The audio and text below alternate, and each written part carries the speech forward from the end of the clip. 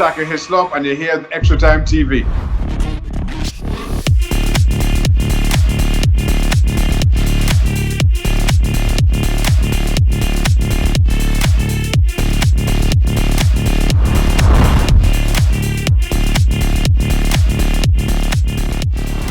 Ladies and gentlemen, welcome to another episode of Extra Time TV. This is Andres Oklal, and I'm joined by my buddy from Scotland, James Beard. How are you today? I am very good, thanks. It's my pleasure to be here. All right, so it's always a pleasure to have James here. James, we finally have some information. Trinidad and Tobago finally revealed their starting lineup not starting lineup, they revealed their squad. We're going to speculate about its starting lineup for the friendly against Greg Berhalter's USA at the end of this month, which is less than 48 hours away. So James, I'm just going to get a couple things out of the way. The game is going to be on Sunday, January 31st. It's the US men's national team first friendly since 1994, which I was shocked when I read that. And the game will take place at the Exploria Stadium in Orlando. So just some quick facts. The two nations have some memorable history, with each denying each other a place at the World Cup. Trinbagonians will know that. I looked at that game when I was like 5 years old, when we were denied by the US, and then we returned the favor in 2018. So there's a lot of history there, even though it's just a friendly. Both teams have a lot of history, James. So James, now that we have the actual lineups, we have a lot of information, but I'm going to call out the squad for everyone. So it's Adrian Fonset of Police FC, Marvin Phillip of Niroka in India, Hackshaw, Noah Powder, Michael Deshiels, Leland Archer, Josiah Trimmingham, Alvin Jones. We all know about Alvin Jones and that goal he scored. We have a video with an interview with him, so I'll put a link in the description below. Federico Pena, Justin Garcia, Jesse Williams, Jamal Jack, Andre Fortune, Dwayne Muckett, Jonathan Jimenez, Matthew Wooling, Michel Poon-Angeron. That's another guy that I really like a lot. We did an interview with him as well, who's in Banfield in Argentina. We'll also put a description with an interview with him below. We'll talk about him later on. Hashim Asiya, Fortune Ajani, I hope I'm pronouncing that correctly. And then Jabari Mitchell, Gary Griffith III, Ryan Telfer, Brent Sam, and Sean Bonval. So before we get into the other things, James, what do you think about this squad? And, we were speculating in the last video. We did not have much information at all, but now we have the squad. So what do you think? It's a very interesting squad. I mean, it's obviously, as we know, it's a young squad with a little slithering of experience. There's some names in there that won't be familiar to us. For example, Federico Pena. He's been playing in Canada. I think he's Canadian Trinidadian, so he's there. Obviously, they've got the experience of Jamal Jack, as I say, one of my old teammates. They have two experienced goalkeepers, which is good. I'm very excited to see Leland Archer, and also Deshiels, who I know very little about, of DC United, but again, he has a good pedigree and he's at a good club. And Noah Powder as well. So, I mean, it's a very interesting squad, and as you mentioned, Michel Poon-Angeron, very interested to see how he does, especially, I mean, he's been obviously with Banfield in Argentina. He's young. He could be one for to get our mouth watering a little bit. And then, I mean, my biggest concern really, though, is still up top. I think we're a little light. I don't think we have an in-and-out striker really there. Could be wrong. But it'll be an interesting game. Yep, and just to get a couple facts out of the way. So for those of you who don't know, World Cup qualifying will start in March. Trinidad and Tobago is in Group F. We'll face St. Kitts and Nevis, Guyana, Puerto Rico, and the Bahamas. For those of you who've been following football, most of their lives, quote unquote, it's a statement I don't like. People used to say those were easy teams. That is no longer the case. Everyone has elevated. We know the situation that Trinidad and Tobago has been facing. Competitive football has not been played, for a long time. Should Trinidad and Tobago make it to the, they have to win this group. So the winner of this group will face the winner of Group A in a two-leg playoff to join the USA assuming the USA makes, USA will be there in the 8-team final round of qualifying. Should Trinidad and Tobago make it through those two rounds, they would host USA in the opening match of the final round of qualifying in this September. So, the games are really close, James. It's about to start. let's talk about the form guide heading into this. The US, Trinidad Swarm has not been great. We've won 4, drawn 4, and lost 20. That's some of the stuff I filled up here really quickly. And our last game against them was a 6-0 defeat to the US in the 2019 Gold Cup. So it's not really good. It's not looking great for us. And in recent form, this is before we get to the formations and stuff, James. I'm going to go on maybe the last 10 games. So I'm going to go backwards from the most recent game. Obviously, the 6-0 loss. We actually got that famous win. We all know about that famous win, James. The 2-1. We lost 2-0. We lost 4-0. There was a draw, loss. Then there was a win way back, our last win coming way back in 2008. I think I actually remember that. I think maybe York and Latifi scored in that game. Then there was a 3-0 loss before that. So we got 2 wins. And, the last win was way back in 2008. So that's some of the cool stats we're going to get out of the way. James, let's talk formation. So both of us, I have worked with Terry to a small extent. And, we are pretty familiar with how he does things. We were guessing in our last video because we had no basis that he was probably going to go with a 4-3-3. Do you still go by that, or do you think he's probably going to go with another formation? I've looked at the squad, for a few days now, and I've kind of mulled over it, and I can't see him going with it. I think he's probably going to go with a 4-2-3-1 with the players he has. I just personally think we're maybe a little light to have a midfield 3, but again, remember, these are players that we've not seen a lot of. There's a lot of new faces, so he may surprise us and go with the 4-3-3. But I just think my gut's telling me that he may go with a 4-2-3-1, especially the fact that even though it's not an A team from the USA, as you mentioned, they may have to meet America in September. So there's a lot more at stake than we actually think, I think, in this game. Yep, and that puts things into a lot of context for people. Because a lot of people are saying, and whether you disagree or not, you can let us know in the comment section. Everybody could speak freely here. That's a good thing about Extra Time TV. James knows this. Whether you agree or disagree, that's fine. We like footballing discussions. This is about football. It's a football show. And the games are really close, James. It's not like, we have this long period of time to groom an entire new cycle. These guys have no professional football being played. Well, some of them. The guys in the US, I admittedly am not familiar with all of them. I'm sure if anybody is more familiar, they can comment in the comment section below. We welcome these things. But the games are really close, and it puts things in perspective for anybody who is really doubting, the seriousness of this game and the importance of this game. Because a lot of people sent me messages about, we're just going to lose, and, it doesn't matter. But, Terry needs high-quality opposition, and he's going to get that on the 31st. So I'm looking, I know you said the 4-2-3-1, we're guessing, of course. So I'm seeing that you have Bonval up front, Arcia as the central attacking midfielder, Telfa on the left, Pena on the right, and I'm seeing Jimenez and Jack in defensive midfield positions. And of course, folks, we're speculating here. We could be wrong. Powder at left back, Jones at right back, and Archer, and Marvin Phillip in goal. So.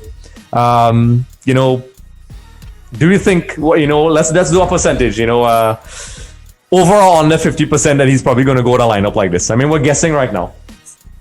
I think the more and more I look at the squad, I think he has to go with a lineup like this, because I think he needs to cover defensively. And I think because we don't know enough about the players now, maybe Terry knows a little more than we do. Now he will, because he's done his homework. We know Terry's a disciplined coach. We know he will have drilled, especially the local players.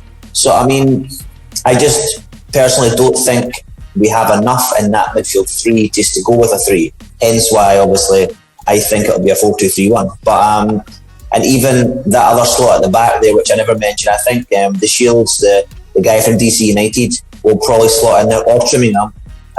But I think we have a good, solid back line. Marvin Phillip in goal. We've got 2 experienced goalkeepers, as I say. Jones gives obviously that option or that avenue to go forward, which I like.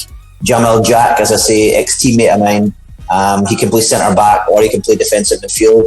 And I know when Terry had him at Central FC, he used him predominantly as a defensive midfielder. So that's where that comes from. And I think Arcia will give us that pace and drive going forward. As I say, the one area I'm not sure of it still is who we will have as our striker. I mean, I've said Bonval, but we've got obviously Brent Sam. We've got Gary Griffith III.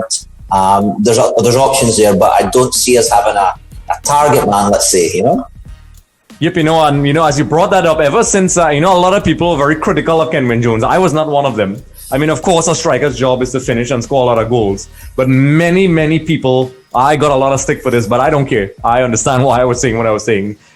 Kenwyne Jones brought such a presence to that number 9 position where he was able to hold the ball up, give defenders a nightmare. He was a presence that drew players to him, which freed up the wide players. And a lot of people didn't appreciate that because, towards the end, there were some chances that they argued he should have converted and so on. But when Kenwyne Jones left, that absence was felt, in my opinion. I think I can't remember the guy. What was his name?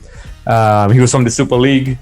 Why is his name elude me? But they tried other players, and while I'm not disrespecting any other player, I think they were talented, but that jump was still, they didn't have that presence Kenwyne Jones has, and that's a very valid point.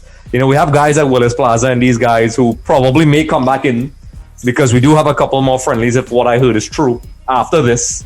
Well, to be honest, I'm surprised. Plaza is one I thought he was training in the squad, if I'm not mistaken.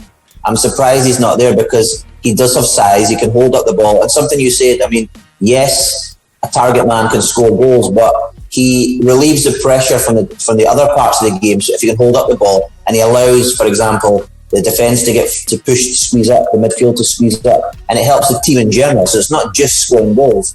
But I just don't think. I think what we'll probably see is we'll play with a kind of smaller striker who will do a lot of chasing around. He'll be like the little mouse running after the ball kind of thing. But I don't think we have that target man per se. Now I could be wrong because, as I say, there is players in the squad that we don't know enough about. But I think that is something that's missing, in my opinion. Yep. And another possible tactical variation we are talking about, which might be a little less likely, but we don't know, folks. We're guessing. Was I remember we discussed also the 4-3-3, where it could be Brent Sam, up front, and we're guessing. Also on the right, Telfer, on the left, Bonval of a 4-3-3, Fortune, Arcia, Bouling in the midfield. Powder at left back, Jack Trimmingham and Alvin Jones with Philip in goal. So that's also a formation. But I'm leaning more towards what you said with the 4-2-3-1. I'm thinking because of the type of opponent we're playing. Just 1 second. Let me just make sure. Okay, we're good, right? Because of the opponent we're playing, I think the 4-2-3-1 is probably the more likely formation. So if you had to give it a good guess, I mean, you probably answered this question already. Which one do you think Terry would go with? The 4-3-3 or the 4-2-3-1? I think he'll go with the 4-2-3-1. I just think the selection could differ a little bit. Like we said, Angaron could come in.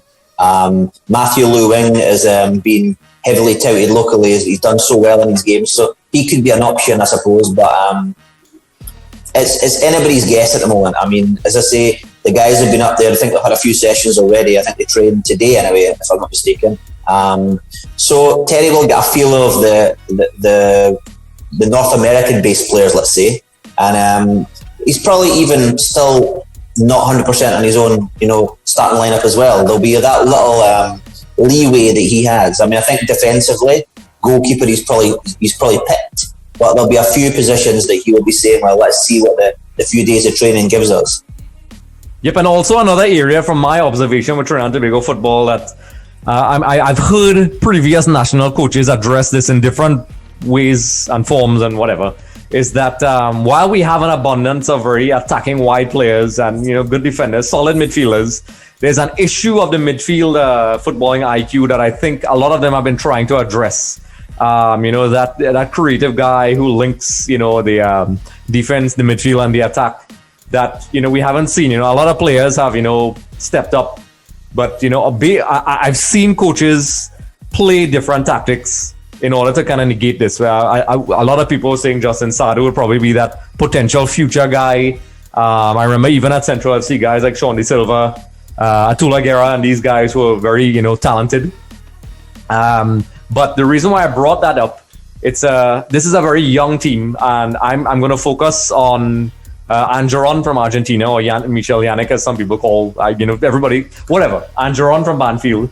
And, before I get into the tactical aspects of that, isn't it quite amazing that we have a Trinidad and Tobago player in an Argentine team, which is a pretty demanding league for those of you who don't know. You can't just go as an outsider in an Argentinian first division team and just get in there. So, kudos to him as well. But I'm excited, and I won't put pressure on him because this is his first game, but I'm excited to see players like him and, what else?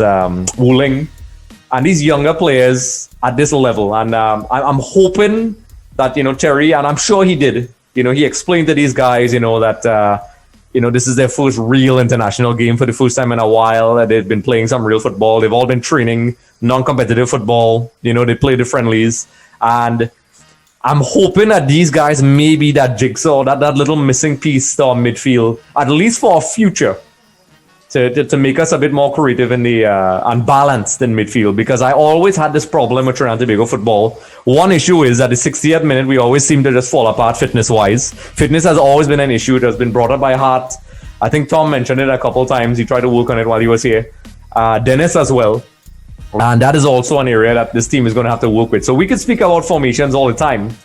But, these young players, combined with, the experience of Asia, and many others. There's a few other ones in there that, I got a chance to watch some. I went on YouTube and did some research to see. And the young guy, Ajani Fortune, I think he plays for Atlanta. Yeah. I saw him score a few crackers, actually, from the edge of the box. He looked good on the ball. My concern with some of these players is, no disrespect to them, is they don't maybe have the physical, side of the game. They're not the biggest. Mm-hmm. But I suppose somebody would say, well, Messi's not the biggest, So yeah. But he looked pretty talented. Obviously, his brother, I think, is in the squad too, Dre. So those are two guys I'm curious to see. Obviously, Jonathan Guimaraes. I don't know enough about him, but for example, it's interesting. All these kind of Spanish-sounding names usually kind of make us think about, flair and skill, and I'll be curious to see if that's true.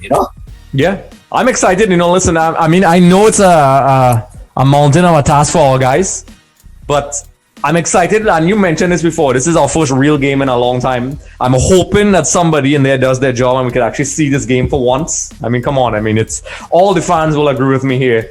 Why is it so difficult to see Trinidad and Tobago game? The fans want it. Come on, step it up. Let's see this game.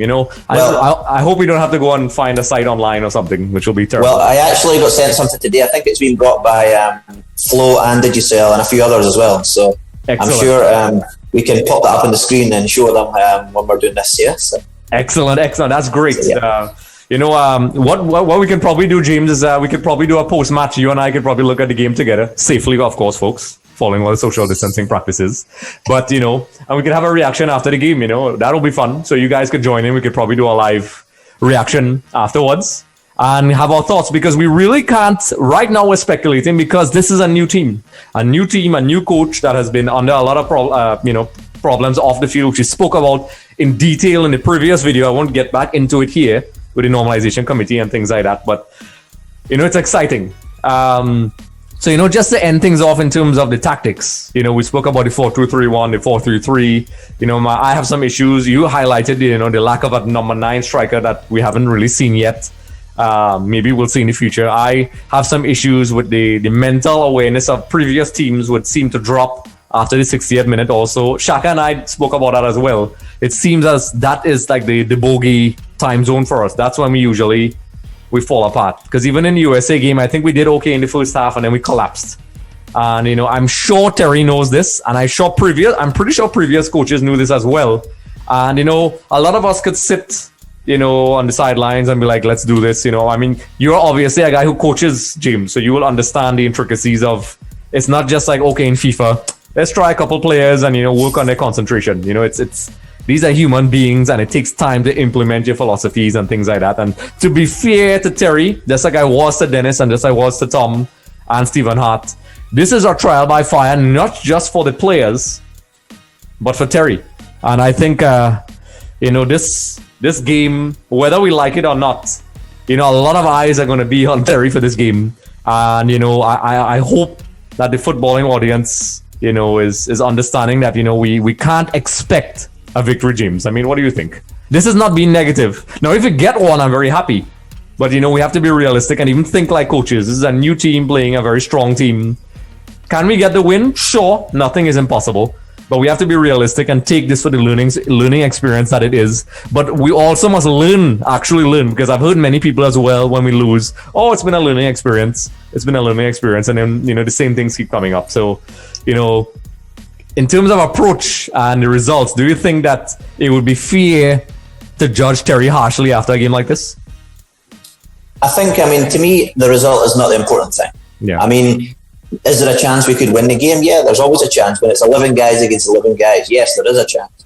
But at the end of the day, the most important thing is getting players experience, getting to see how individual players play with other players in the team, because at the end of the day, bonds are a big thing in football, So, and also not a lot of these players play in the same league, play in the same teams. So there's a lot of intricacies in that side of things. But also, I think we're building towards a World Cup campaign. So other players will come in. So, as I say, it's an opportunity for these guys to show what they can do, to cement a place in the team, and even to show Terry, well, maybe if I'm not ready to play right away, that I'm a good player to come in, So there's lots of things that come out of it. At the end of the day, I don't believe the results are the important thing. People will probably be slaughtering me for saying that now. But at the end of the day, we want to see a good match. We want to see as least mistakes as possible. We want to see players kind of showing passion, showing fight, showing a bit of flair. And I think from these names and from the players that we're seeing, I think we will get that, So it's an interesting thing because, when you look through the squad, you can't pick out, for example, in the past we could pick out, in the olden days, Latipe and, Molino and these guys. So I'm really curious to see who will be the flair player, who will be I know for a fact Jamal Jack will be the rock in there, I'm sure of it, if he plays again, because we're speculating. And then Federico Pena, for some reason, Pena and Jimenez, Angeron, these guys are just, they're getting me excited with the names. So we will see. We will see. Yes, James likes the Latin touch, folks. So do I. I can't disagree with James as well.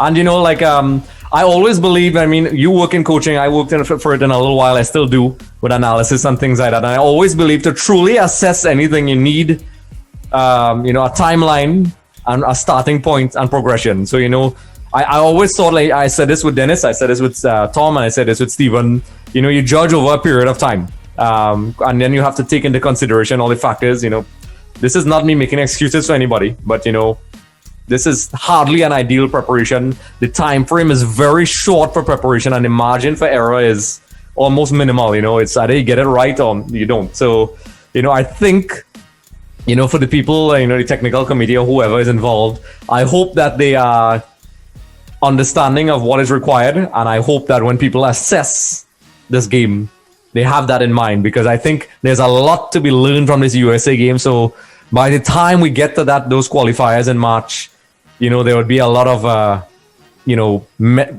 information that you would not have had before playing maybe a smaller team, But I also, this isn't confirmed, folks, so don't quote me on this, but I think, there may be some games afterwards, obviously. That's what I would do. Well, I think they said that there's going to be a 3 or 4 team tournament here in Trinidad. I watched an interview this week, and they said hopefully those teams will be landing when Trinidad come back with the first. So they will all go into a bubble, from what I hear. I don't know who the teams are. It's obviously Caribbean countries, I would imagine. Yeah. So that's obviously very exciting as well, especially before the Guyana game.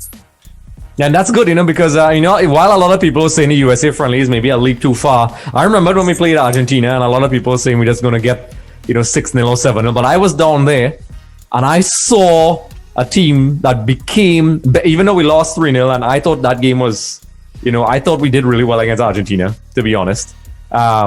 I saw a changed team, and I told people, and they went on to have a good, some good qualifiers. They did well in the Gold Cup once more. They missed out on the Digital Caribbean Cup, I think, if that's what they still call it. If it's not, please forgive me. And I think that's what these games do. They make you raise your game, and you can assess yourself. I spoke about that in the last thing, but So we're just going to head over to the U.S. tactics with Greg Berhalter and his men. You know, we spoke about the lineup in great detail with Kevon and, myself along with James in our last video. You can check that out in the link in the description below. But, let's just talk about the U.S. tactics. Now that we have a lot more information on both lineups, and, based on my own research, we could take a look at the following. So, Berhalter has tinkered with the 4-3-3 and the 4-2-3-1 formation since he took over. I know a lot of people weren't exactly enthusiastic about his appointment, but the US has had some decent results in the last couple of weeks, and one of the key components, I paid attention to what Greg Berhalter has said with his philosophy, is that against weaker teams he would tend to go with 4-3-3, and he tends to favor being a former defender. He has stated that when he was a defender, he hated teams that disorganized defenses. And took positional advantages and made positional advantages with their attack. So it means he likes a lot of overloading.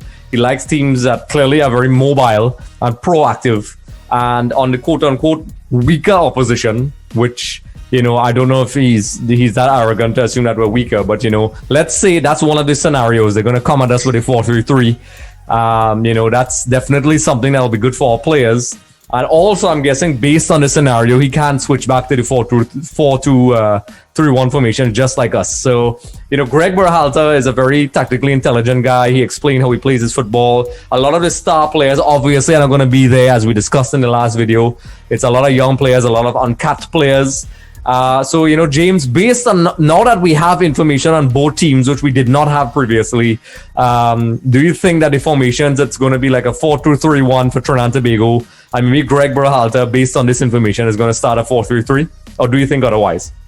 I think he'll play a 4-3-3. I mean, the good thing is he has the flexibility with the players he has to switch at any point in the game. I mean, I think Josie Altidore will play as the target man in a sense, and I think he's got Ariola and Chris Mueller, who will play either, whether it's a front three or they'll play as the wide players in the 4-2-3-1. But I think he'll probably go with the 4-3-3 to start with.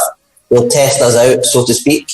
He would put a lot of pressure on Trinidad, especially the back line, because let's be honest, I think our back lines probably are, and our goalkeepers probably are strength, going into the game. We have a bit of experience there. So I think he'll want to try and break us down at the back, create opportunities, and then, as you say, overload that midfield and really peg us back in. So we'll see if we can handle that. But I think he'll definitely go, with the 4-3-3 to start with. Yeah, and this is good, I think, for us, for Trinidad and Tobago players, and for him. And I think it's two developmental teams that are trying to really, create their own dynasty in a lot of ways. Obviously, the US are further along with the development. They have obviously wider resources. They didn't have to deal with a ban, have a normalization committee. Obviously, there are a lot of off-field advantages and administrative advantages that have them way more prepared and in a stronger place. But I think it's very good for Trinidad and Tobago that somebody like Greg Berhalter with a team like this is playing Trinidad and Tobago. I think it only benefit us. He gets his benefits as well. We spoke about who this game benefits more. Obviously, we are speaking from the Trinidad and Tobago perspective. Just looking at the USA games, so the last couple games, I'm going to go like maybe 9 or 10 games back. The last game, excuse me, was a 6-0 victory against El Salvador. On December 10th, there was a 6-2 victory over Panama. They drew 0-0 with Wales, which we spoke about with Kevon. 1-0 against Costa Rica. And, I think it was 1-1 against Uruguay. They lost to Mexico. And then, they lost to Mexico again.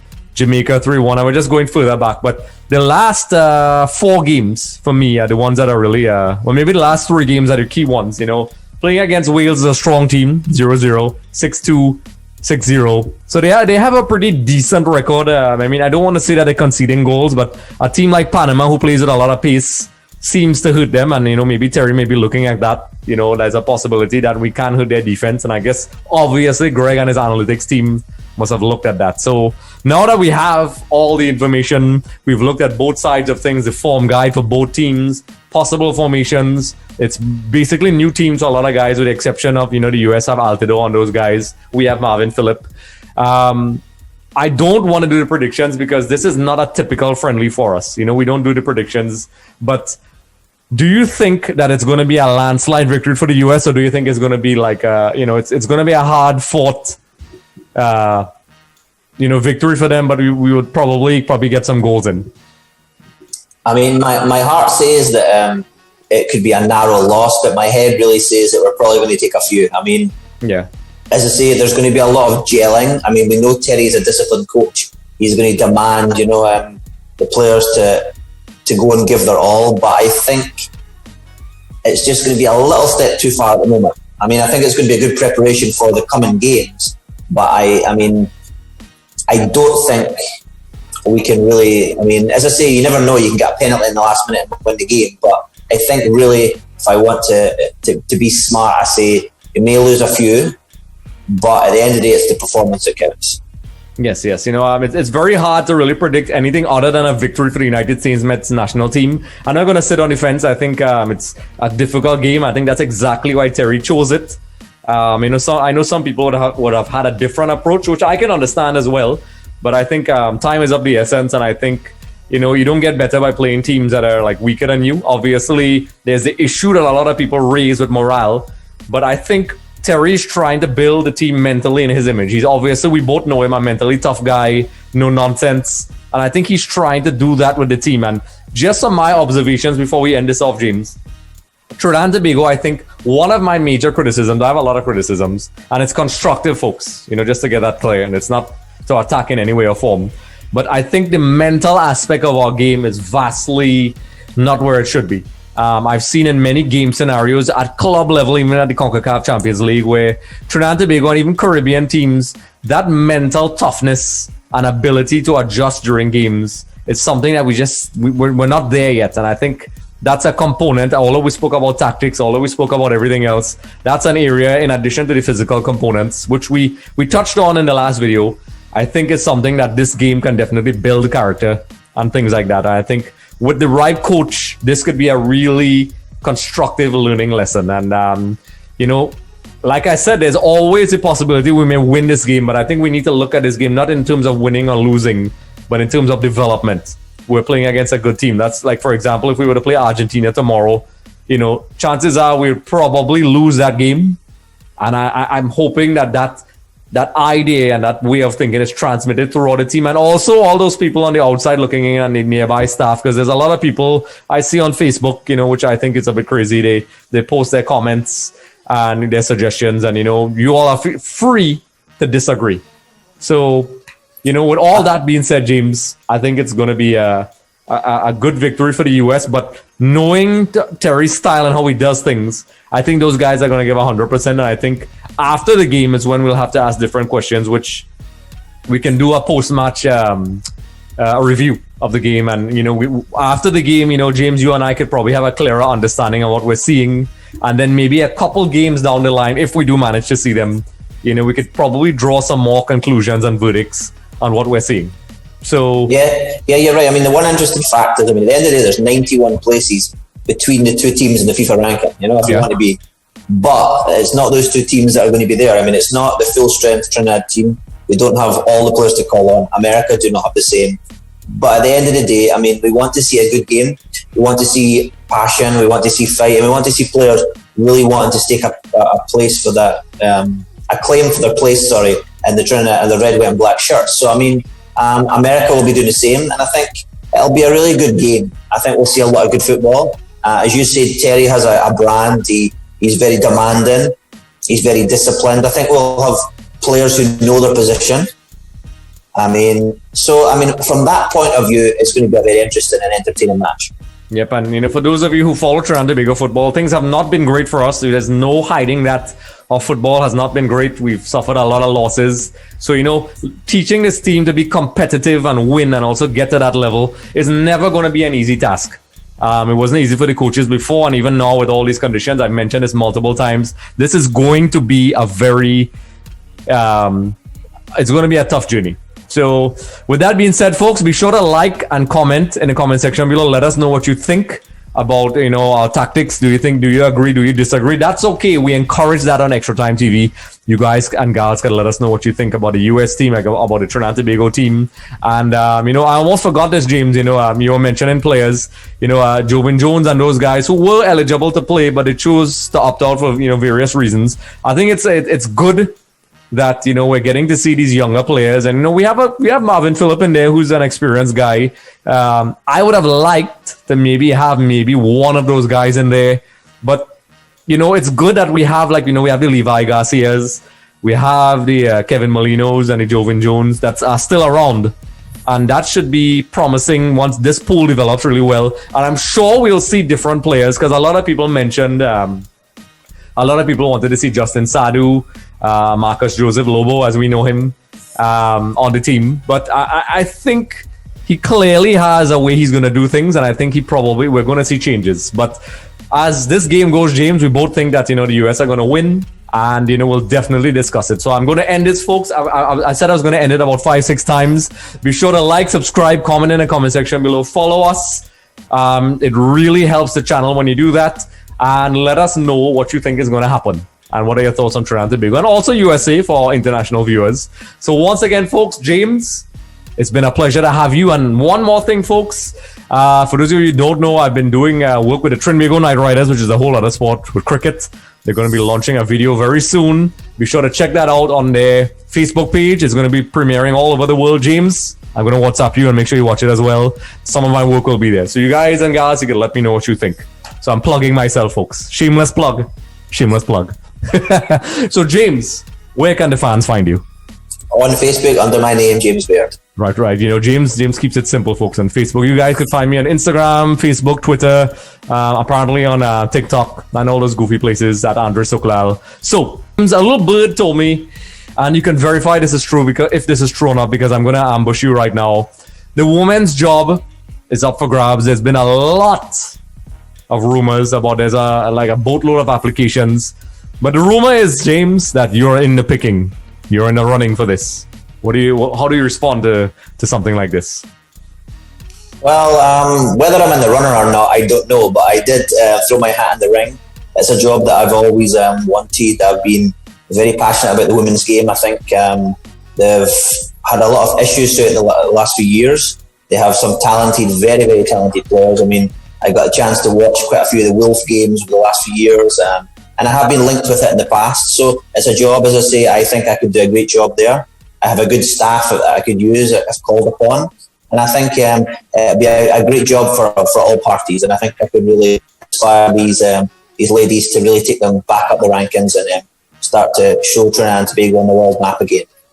Yep. Well, you know, it goes without saying, James, and, you know, I'm not sugarcoating or anything at all. We have you on the show because we appreciate your tactical knowledge. And, you know, we don't just bring any and anybody on, folks. We choose, so we bring on. You know, but, you know, we value your footballing insight and knowledge. So it goes without saying that, you know, if we hope that you get the job. And, you know, we'll be completely surprised from us being all biased, you know, if you don't get it. But if you do, of course, you know, we'll do the AXTV thing and be analytical. But we'll be very much in support, and we hope that you get that job. So, you know, it's an exciting possibility having one of our own in there. And, you know, like all coaches, we'll probably be doing a match preview on James. Who knows? The dynamics will be different, James. But I'm excited for you, and hopefully we get it. And I'm pretty sure Kevon and everybody who works at Extra Time TV will agree that it's an exciting opportunity, and we hope we get it. Well, as I say, there's a lot of names in there, and we heard there's a huge interest from outside of Trinidad. I mean, at the end of the day, it'll be my pleasure. I mean, I live here. I mean, Trinidad to me is very much home, and I've always said that I want to help out any way I can. So I think, as I say, it'd be a nice fit, and it'd be really, really an honour for me. So we will see what happens. So, you know, hopefully it works for you, James. I look forward to it, and we will see. We shall see, folks. What's for you won't go past you. I always believe in that. So, yeah. Correct. You see, ever modest, folks. Not an arrogant guy at all. We like that. You're already winning over the fans already, James. But, you know, so just to end things off, folks, like I said, be sure to like, subscribe, comment in our comment section below. Let us know what you think about the game. James and I will definitely do a post-match reaction because we'll have a bit more insight after the game, obviously. So be sure to check that out. And also, for those of you who have been following me, I've been working with the Trinbago Knight Riders as a content consultant. Say that there's a very special video being done by them about the players in quarantine, which I had a large part to play. You can check that out. It will be premiering on their Facebook page and many other places around the world tomorrow. I think at 10. I don't know what time this video is going to go up, but you know it's going to be on but maybe 10 a.m. Saturday. So be sure to check it out on their Facebook page and also check out our Facebook page. So there's a lot of plugging, folks. Lots of plugs. Be sure to check it out. And we appreciate your support because without you guys and gals, a lot of things that happened to me and, you know, the XTV would not take place. So I'm very grateful. And I want to make sure and let you guys and gals, because I'm saying everybody, know that whenever I can. I appreciate every single comment, every single share, and the continued support. So, like I said, James and I are going to get ready for that USA game on Sunday. So stay tuned. We'll have a reaction, and thank you for joining us. Just a reminder, everyone, for more episodes with Shaka Hislop, be sure to head over to our YouTube channel. Also, don't forget to subscribe for more updates, interviews, and content.